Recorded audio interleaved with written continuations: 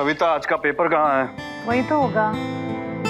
कल भी नहीं पढ़ पाया था मैं। रोज पेपर ऐसे का ऐसा पढ़ा रहता है। कम से कम ऑफिस ले जाऊंगा तो लंच में तो पढ़ पाऊंगा। हाँ ले जाओ, मैंने कब मना किया? ये कल का है।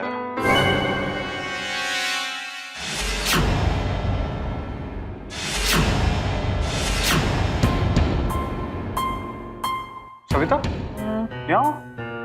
अब क्या है? ये इसे पहचाना? नहीं, कौन है ये? अरे ये नीरज है, संध्या जिसके बारे में फोन पर बात करती रहती है। ये युवराज के साथ यहाँ पे आया था ना दही हांडी में। तुम तो हॉस्पिटल में थी। ये वही है जिसने यहाँ की दही हंडी फोड़ी थी? हाँ। और उसकी फोटो पेपर में क्यों आई है? उसके ऊपर 10 लाख का इनाम है और उसे मुजरिम बताया है, लेकिन इसे पकड़ने के लिए इनाम। लेकिन इश्तेहार दिया किसने, वो तो पढ़ो। ये जागीरदार परिवार ने ही दिया होगा। लेकिन परसों जब वो लोग यहाँ पर आए थे तो उन्होंने इस बात का जिक्र तक नहीं किया। देखो सभी, युवराज और नीरज यहाँ पे 2 दिन के लिए रुके थे और जहां तक मैं अपने आप को जानता हूं, मेरी नजर कभी धोखा नहीं खा सकती। ये नीरज मुझे कोई फ्रॉड वॉड करने वाला इंसान नहीं लगता है सभी। आखिर बात क्या है?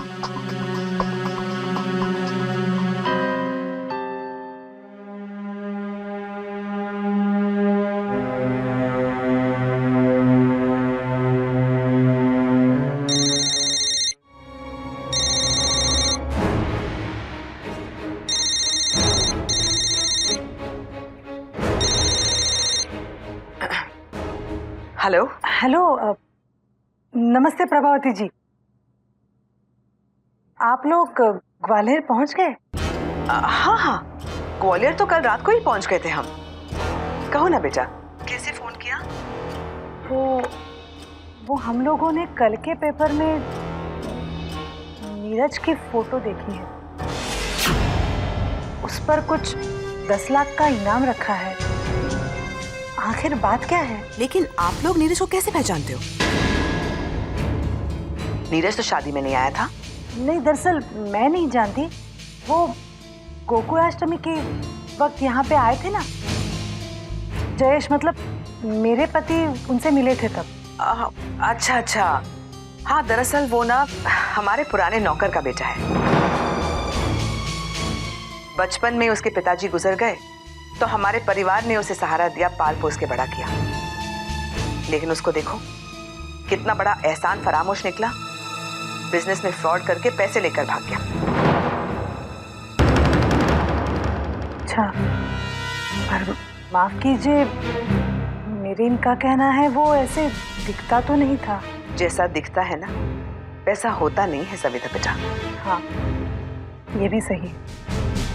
जैसे दिखता है वैसे होता तो नहीं। मैंने फोन दरअसल इसलिए किया था कि संध्या या युवराज किसी का भी फोन नहीं लग रहा। नहीं नहीं बेटा, दरअसल उनके फोन पे ना इंटरनेशनल रोमिंग नहीं है, तो इसीलिए किसी का नंबर लगेगा नहीं। तो आप एक काम कीजिए, वो वहाँ का होटल का या कोई हॉस्पिटल का नंबर दे दीजिए ना। मैं उनसे बात करूंगी, उसे अच्छा लगेगा। देखो बेटा, वो ना रोज रात को मुझे फोन करते हैं। आज रात को जब वो फोन करेंगे ना, मैं उनसे कह दूंगी कि तुम्हें फोन करें और तुमसे बात करें। ठीक है, ये भी सही है। लेकिन संध्या से कहना हम उसके फोन का इंतजार कर रहे हैं। Okay, bye. अब कहाँ से आएगी संध्या और अपनी बहन से बात करेगी? आपकी बात बिल्कुल सही है, यकीन से तो नहीं कह सकती, लेकिन मुझे ऐसे लगता है कि सविता को शक हो गया है और उसका शक क्लियर करने के लिए हमें संध्या से उसकी बात करानी होगी। लेकिन ये संध्या पता नहीं कहाँ है, कहाँ से लेकर आऊं उसे, कैसे बात कराऊं, कुछ समझ में नहीं आ रहा।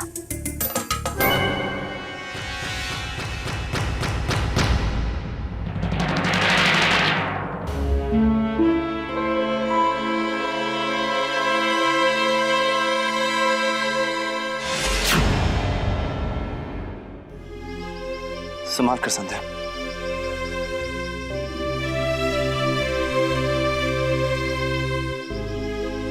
संभाल कर संध्या। संभाल कर।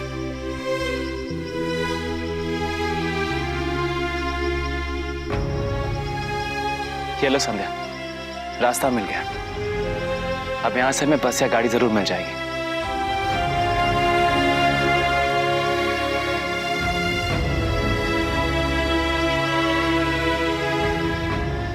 संध्या, एक बात तो है, तुम्हें मेरी हिम्मत की दाद देनी पड़ेगी।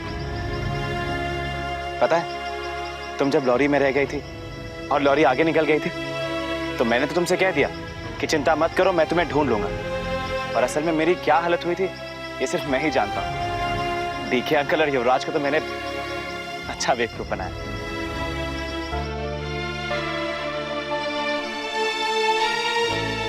जानते हो नीरज, मैं सिर्फ 4 साल की थी जब उस हादसे ने मुझसे मेरी आंखें छीन ली। लेकिन तब भी मैंने जिंदगी से हार नहीं मानी।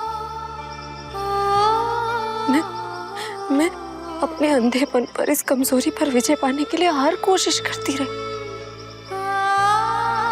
और धीरे धीरे अपनी मेहनत से, अपनी लगन से मैं इस अंधेरे के साथ जीना सीख गई। देख नहीं पाती थी, लेकिन देखने वालों की तरह चलना फिरना, लोगों को पहचानना, आसपास की चीजों को अपने दिमाग से या फिर बाकी की सेंसेस से महसूस करना सीख गई। इतने सालों में कभी मुझे अपने अंधे होने पर दुख नहीं हुआ। इस बात का अफसोस नहीं हुआ कि मैं बाकियों की तरह देख नहीं सकती। लेकिन नीरज, आज पहली बार मुझे भगवान से शिकायत है, क्यों मेरी आंखें छीन ली? अगर मैं देख सकती तो उस जागीरदार परिवार से अपना बदला लेती, तो मैं यूं मेरे पीछे पीछे नहीं आना पड़ता। और युवराज जैसे लोग जो खुद मेरा पति होकर मेरे साथ, नीरज, वो मेरा पति है और उसने खुद मुझे डीके अंकल के साथ कमरे में, मुझे तो सोच कर भी शर्म आती है।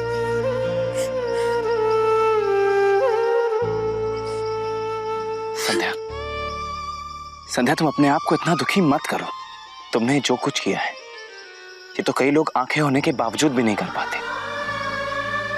संध्या, तुमने बहुत हिम्मत का काम किया है और तुम्हें अफसोस या दुखी होने की जरूरत नहीं है। भगवान से तो मुझे भी शिकायत रहेगी संध्या। एक तो तुम्हारी आंखें छीन ली और फिर तुम्हारे नसीब में ये सब।